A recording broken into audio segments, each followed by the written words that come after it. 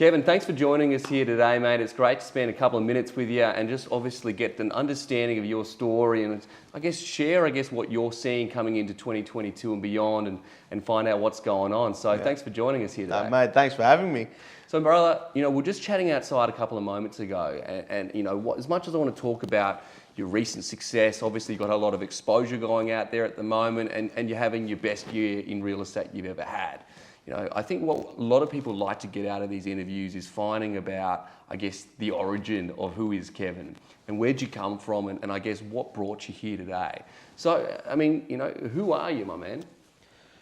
Oh man, I'm a mix of many things, but my background is I did some military training out of school and then I moved to Australia in 2006 to study Bachelor's in Information Technology and then sort of fell into real estate from that point forward in Geelong, which is, obviously not quite close from me. It's about 100 kilometres from here.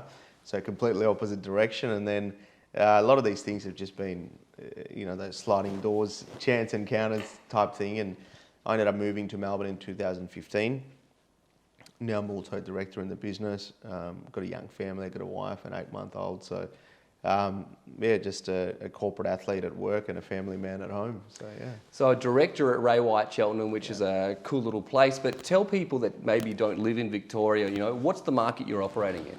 So it's sort of a mid to high range. So Ray White Cheltenham, we're in Bayside, right near the beach. We're not too far away from like St Kilda's and stuff, which most people would know. So we're about 20 minutes away. Out of St Kilda, and just a really nice suburb, family homes predominantly, surrounded by some beautiful areas as well. Hampton, where the block was this year, is not too far away from us, as well as a lot of people might know Hampton.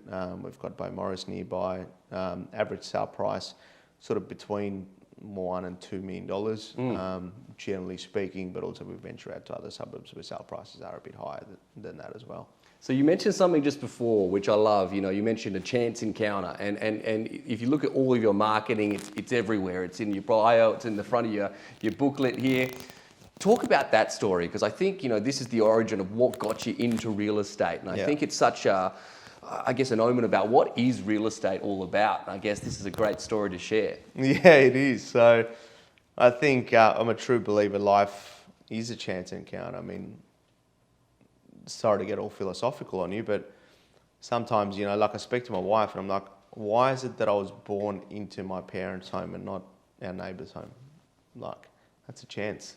You don't choose your parents. It's just a complete chance that you land in that family, and that's how I got who I am and my surname and my values and all of the above. And real estate's been pretty similar for me. So after I finished my bachelor's in IT degree, I wasn't sure if I wanted to do IT. So I was just doing part-time jobs, working at a few different places, doing pizza deliveries and restaurants and petrol stations and the whole works.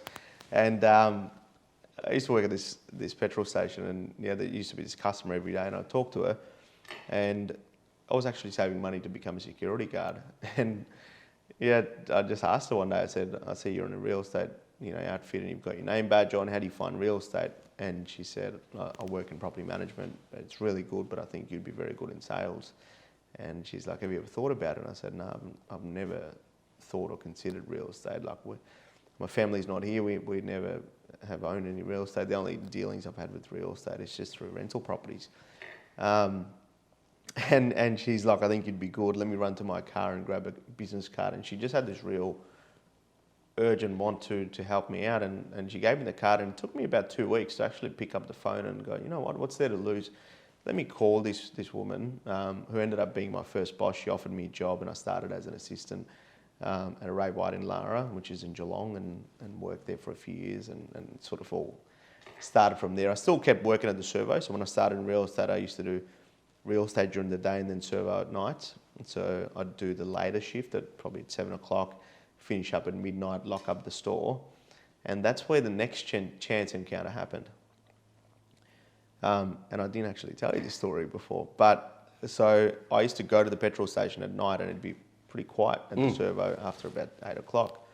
And I used to take my iPad and I started watching YouTube videos of other auctioneers. And I thought, I want to do this properly. I'm going to become an auctioneer. And I started watching YouTube videos and, all the REIV comps and all that sort of stuff, started making notes. And I'd literally at night time, there's no one there, so I'd practice auctions. About 12 months in, one day I went up to my boss and I said, I think I'm ready to become an auctioneer. And she's like, what do you mean? And I said, let me give you a sample. So I gave her a sample and she's like, geez, I think you are. You can do it. Yeah, you can practice a bit more. And I think we're almost confident to put you out on the street. And then from there was another chance encounter. So there was a Ray White email that went out about a novice auctioneers competition. And sometimes other people see more in you than you see in you. And there was a guy called Terry in our office, a senior agent, and as a sort of joke, I think he put my name forward for the thing, and I'm like, oh, you are joking me. I'm not competing in an auction competition. But anyway, they put my name down, and I ended up going forward, and I ended up competing in that comp, and I ended up winning the competition, and that's sort of where it all started. That was like springboarded you up in the yeah, auctioneering that was space. the sort of a big enigma moment, and then things sort of moved forward from there. And you obviously take this philosophy around this chance encounter, almost searching for ways to connect with people, create relationships, 100%. Making the most of these. And are you finding this is obviously something that is developed into the career that you've got today? 100%. I mean, everything from, from that to then I ended up getting a job at corporate, because through the novice auctioneers competition, I ended up building some great relationships with the guys at head office. Dominic at the time, who used to work at head office, and then when I left Lara, he was the one that sort of really pushed for me to come and have a catch up, and then I ended up getting a job at head office. So it was a complete chance encounter, because I was going to go and join another company in Geelong, and I ended up joining corporate. That chance encounter led to another chance encounter when I met my now business partner, Mark Guthrie, because I was doing a training session and he ended up being there one day. And then he said, I'm going to go to Cheltenham, and that's sort of the area I thought I want to be in. And so I ended up moving from Geelong to Melbourne, and that's where that started. After I moved to Cheltenham, guess who I meet? My now wife. Yeah. So I had a girl that I was sort of, we weren't quite, serious, but we just started dating, and then I left Geelong, and then, that kind of all came to an end, and then I meet my wife here. And then we start dating, and then we get a few years later, we got married, and now we have a son. So it's like, I could literally tell you one after another a sequence of that many chance encounters. And I think these chance encounters are not exclusive to me. They happen to everyone. I don't think most people are aware, or they notice these encounters enough. They sort of, like a lot of times we just go, well, I started here and I met my wife, and that's kind of that. Yes. But if most people look back on their sort of last 10 years, there would have been many chance encounters. That a sequence of events that took place for a purpose, and it would be like, how did I end up here? Or how did that happen? And I think day to day I sort of, I don't necessarily go out looking for them, but I have an open mind to be able to accept them when they take place. So if there's a new idea, I think I sort of take the philosophy there may be another chance encounter inside this that I'm not seeing yet. So, for example, something small we do is, and something we're very proud of, is every auction we go to, I take 3 bottles of champagne. So one for the buyer, one for the seller, and one for the underbidder. How cool. So as soon as the auction's over, the first person I walk up to is the underbidder, and one of my team will bring the bottle of champagne and it'll be like, Tim, thanks for bidding today. I'm so sorry you missed out. Because the highest bidder gets the house, they get the claps, they get everything. The underbidder, who's been fighting the whole way, because of them, well, they push the price up. Without them, the price wouldn't have been that. No one looks at them. They just are left there and no one cares. And I sort of thought that it's just not quite right. There's going to be a way we can improve this customer experience. And of course they're going to be disappointed, but hopefully they're disappointed with the market, not us, because we've only just done our job. Yet, majority of times that customer walks away being disappointed in the agent, and hence why you see a spike in complaints when the market's hot, because it's like, sometimes they think agents are arrogant, which they are. The other times it's a perception they build up to go, the agent looks like a rock star, sold something for a record price, plus it sold sticker on everywhere. And no one's given this buyer just the 2 seconds of empathy to go, guys, I feel your pain, I'm really sorry. Here's just a little something. And it's literally just a small $100 investment. And that idea wasn't meant to be any chance encounter because it was just there to improve customer experience. But what's happened is these buyers then go and buy houses from other agents and they tell me to say, I bought a house from another agent. Thank you so much for everything. You've been fantastic through the whole journey. And a lot of times I end up selling them other homes that I might have off market. So that's been the added value. But then when I find out what they've bought, I obviously have all their details. So that's a new piece of information and data that I can communicate with long term. And then I find out their anniversary or their settlement day. And then I drop off another bottle of wine on the day to say, good luck with a big move. And here's a list of tradespeople if you need as you're moving in. Here's my handyman, here's my gardener, and here's my stylist who'll come and walk in and dress up the home for you. And for a small fee, they'll actually buy all the furniture for you and all this sort of stuff. And funnily enough, the agent they bought from just sent their assistant to drop off a champagne, and that's kind of the end of it. 100%. And this sort of exploded so much to the point where I started picking up listings offers. So these people would buy a property from another agent, miss out at my auctions. When their friends or family sell, they go, you got to call this guy, he's good. I start picking up listings, and then people call me and I go, what prompted you to call me? And said, oh, you may not remember this 2 years ago. You know, my brother or my sister was, bidding this auction, or this happened and you missed out. They didn't actually end up buying from you, but they said, I really got to sell with you. And I was like, wow. That's a powerful piece. Like, people remember the way you make them feel. And in a time where hell, I bought in the last couple of years and you have to miss out on a few properties usually before you find the one. And that moment there, that recognition is like, that stands you apart. 100%. And thinking about, something that we were talking about earlier as well, you take a lot of pride in this idea that every relationship should be long lasting. This idea that you're not always searching for the now business.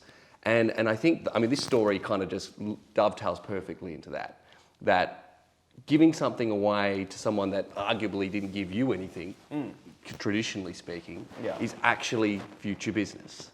And, you were mentioning before something like almost half of your business now is referral, right? Correct. So that being the case, this is, whether it was intentional or not, building a business of referrals. 100%, but that's just not just a business. I think in many other spaces this is possible. You look after people and people look after business. Something I'd love to think about is as you develop and build, and you said it wasn't even intentional, it's something that everyone should be doing in real estate, is building this longevity view of it's not about today's business, it's about building the business for the future. Is this something that can be systemized? How does someone stay inside of your world, get taken care of inside your business? Is there a system for that, or is it just a thoughtfulness? No, there's definitely a system. Yeah, it's a thoughtfulness is the biggest the flaw in thoughtfulness is thoughtfulness doesn't have a schedule. It's very mood driven. Whereas, a system has a schedule and it becomes a habit and it's more scalable. So for me, I think the biggest thing ever since I moved to Melbourne was, so the first 3 years before COVID came, every year I took 2.5 months off. So I went to Europe in the middle of the year and I went to India at the end of the year and I had a couple of small holidays. So I love that. I love being able to build a team around me that can do stuff. I love not constantly having to hunt business, not going in, and meeting people and going, well, that agent offered me less and you offered me more and all this other stuff, So I love that relationship-based approach. So there's definitely a system. There's many things we do. 3 times a year, all my database get a phone call and we send out a report. Every time there is a listing on a street that we list, they get a text. That whole street or some of the surrounding streets, I'll pick depending on the relevance. We'll get a text saying, hi Tim, just letting you know, we've just listed a house on your street, first opens this Saturday. And then before the auction, those people get a text, we invite them, and after the sale, I'll text them. We've started doing those same texts for competitors' listings. Interesting. So I call this the 9 cent listing because it costs about 9 cents from the system to send the text. There was a listing that came, a little 2-bedroom unit, came up for sale on this street, which is just off Beach Road. And I sent a text to all my data on that street saying, just letting you know a property's come up for sale on your street. Once it sells, I'll let you know the outcome. That's it, nothing more. someone replies back saying, "That's great, thank you for letting me know. What do you think my house is currently worth?" And I said, "I'm not sure, but I might have to come and see it." I said, "What I see in the old photos." He's like, "No, that's the old house. I've rebuilt it. It's 60 squares, 3 levels, 4-car garage, has a rooftop terrace, which has full, 180-degree sea views." And I'm like, "Okay, I really need to come and see it." I saw it. This house is estimated to go between 3.5 to 4 million because he wants to sell that and buy a $10 million property in South Melbourne. Now, I was trying to explain the depth of this to go off the back of a 9-cent message. This is a potential $4 million listing. Amazing. For doing nothing. So there's definitely a system around giving people a lot of that stuff. We have every buyer and seller that we sell for, they go into our anniversary list. So in my diary, the first calendar invite is anniversaries every single day. And we put the year next to it, next to the address, and both their details are there. And on their anniversary, my team sent them a bottle of wine in a bag. We're not big on putting Ray White stickers everywhere because I think sometimes you can very quickly turn a genuine gift into a piece of marketing and lose its effect. So I do personalised marketing with the client's name and stuff on it, but not so much, our branding everywhere. Got it. So yeah, bottle of wine in a nice bag and a report on their property and just a card that says, "Hey team, can you believe it's been 3 years? Happy anniversary. Here's a little something if you need anything, let me know, and close the latest report on your property." So stuff like that, and it's like I'm constantly top of mind. So if they open their phone, they're getting a text, and once a month they get a text with all the sales in their precinct. Plus when there's something on the street, they get a text. Plus 3 times a year they get a phone call. Plus when they open socials, I'm there. They open their TV, I'm inevitably on one of the news. They open the newspapers, I'm there. It's always when they're talking to their friends or a family at a barbecue, I'm there. I have clients someone posted something the other day saying, "This guy sold the house for me, looked after me, 2 years later I'm ready to buy. Didn't even buy from him. He's been constantly helping me every week. And then after I bought from this other agent, because they had the house I wanted to buy, he sends me a gift on the day, and then he sends his assistant around to check if we need help with tradies, removalists, all that sort of stuff. 2 days before the big move, I sent him an Uber Eats voucher to say, "Guys, just in preparation for the big move, here's a little Uber Eats voucher that'll come in handy on the day." And she made a post of that, and then a couple of people commented saying, "I hear this all the time about this guy." And then someone else said, "I heard this name and what he did from someone else, and he must be doing something because a lot of people are talking about him." And this was obviously just completely third party on someone's page, someone else commenting. And to me, I was like, wow, the amount of time and energy you spend on marketing yourself and telling everyone how good you are, or you can just be good to them. Yes. And they'll tell everyone how good you are. And it's the same triangle, but just sort of reversed a little bit to some degree. So I'm as a director in the business, you're obviously not just responsible for your own team, but you're starting to develop other agents and no doubt teams within your team. So, the bigger the dream, the bigger the team. Yeah, exactly. So you're at a fun stage where you've got this big team, so you've got the capacity, and as a result, you become a legitimate volume agent, which is something we're really, wanting to grow more of. It's a great piece, but. What's your advice or what's your experience and story with growing a team? What's the right person? When's the right time? What's your advice to people looking to grow their own teams? I think as soon as things start slipping, it's like if the minute you start missing gym sessions, hire a personal trainer. It's exactly a little bit like that.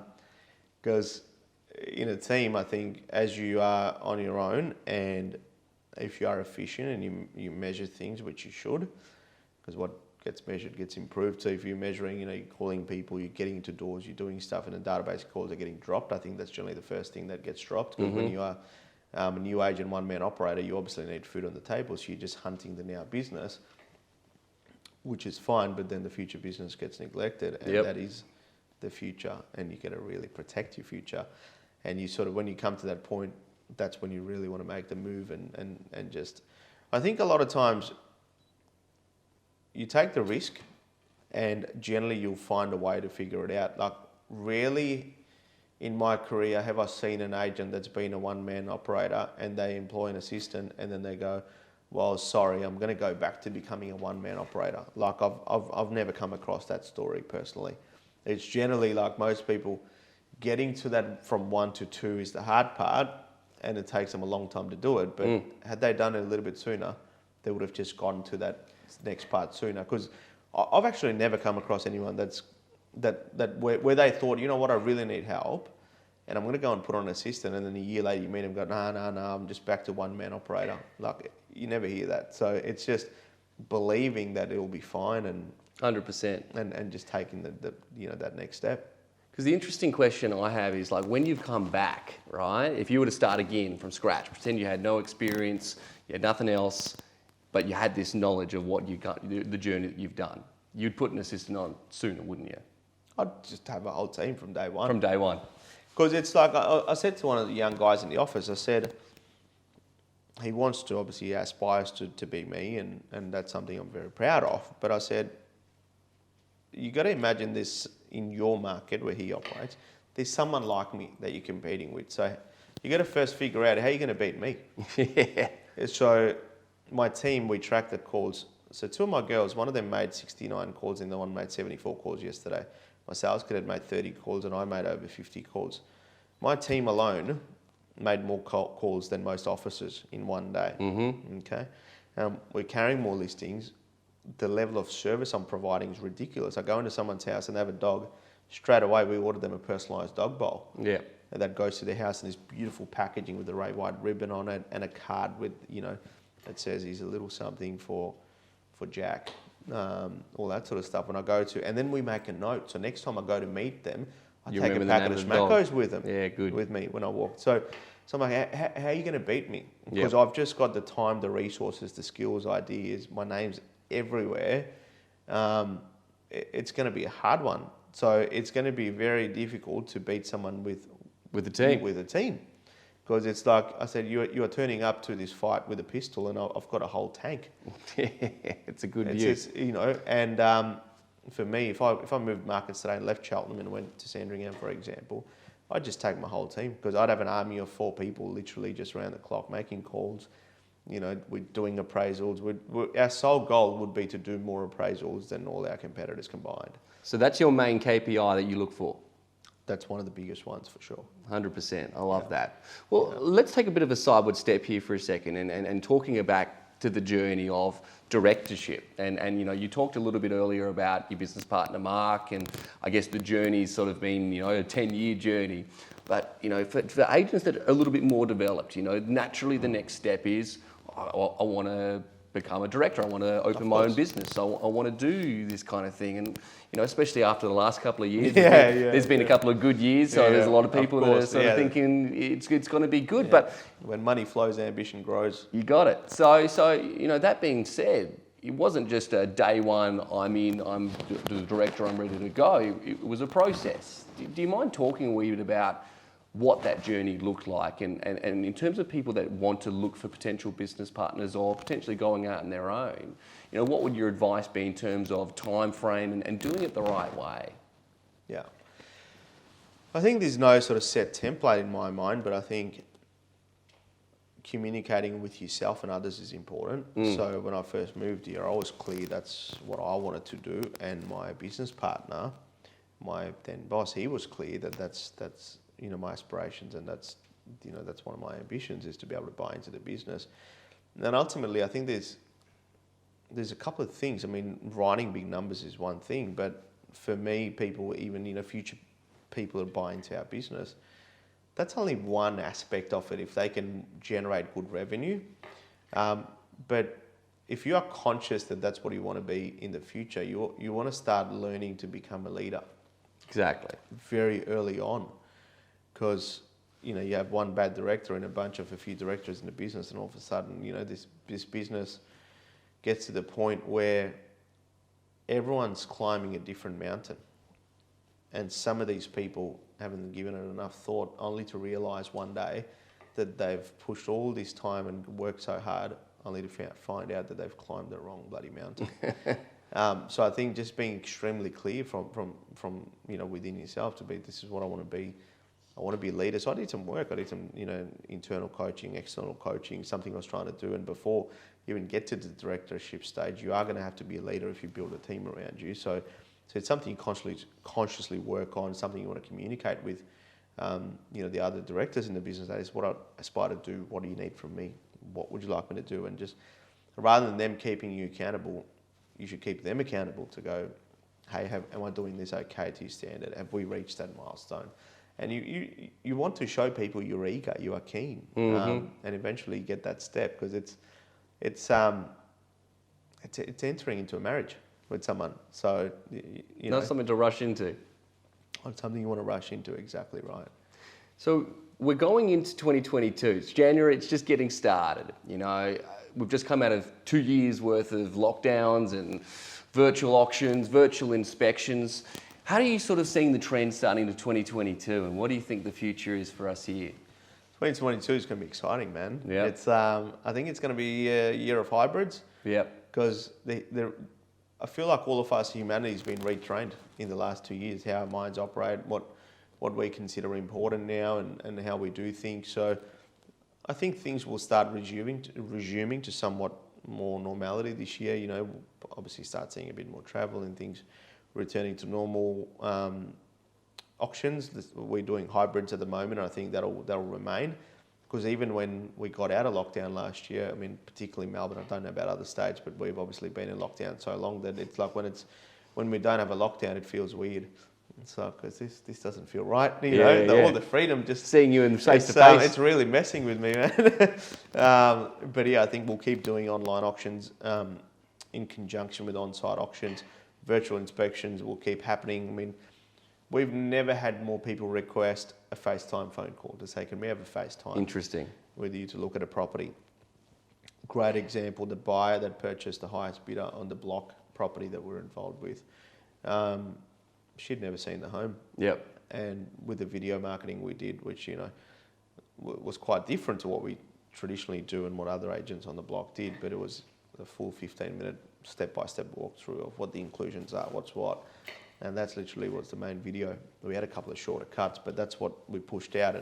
And off the back of that, she registered, and we ended up, you know, for the amount of scrutiny we copped through the show, we actually had the second highest views and the highest registered bidders on the day. So tell me this, let's close up on this note here. What's the advice you're giving to your team, your direct team, but also those that you're speaking to that's going to make the most out of this year? What's most vitally important to be successful this year? Execution. Yep. Ideation without execution is nothing but delusion. I think most years, most people formulate a plan, some don't, but generally most people either write down a plan or think about a plan to go, this is what I'm going to do this year, and this is how I'm going to achieve everything. And I think execution is where most people in the industry just fall apart. And I think I'm all for it. Like, if I hear an idea, I'll just jump on it, like I'll do it, you know. So I think the big goal should be to write down some small goals, but execute them. And really just, by the end of the year, you want to know, hopefully you're looking back at the end of the year in 2022 going, man, those ideas were rubbish, you know, because I executed them, and now I know not to bother with them anymore. Or you go, that's just changed my life this year. Like, I've had the best year ever. I feel good. Business is good. And I think all these little things, you know, the soul sticker, the speaker, most people don't notice them, but it's not about other people noticing. It's about the fulfillment it brings.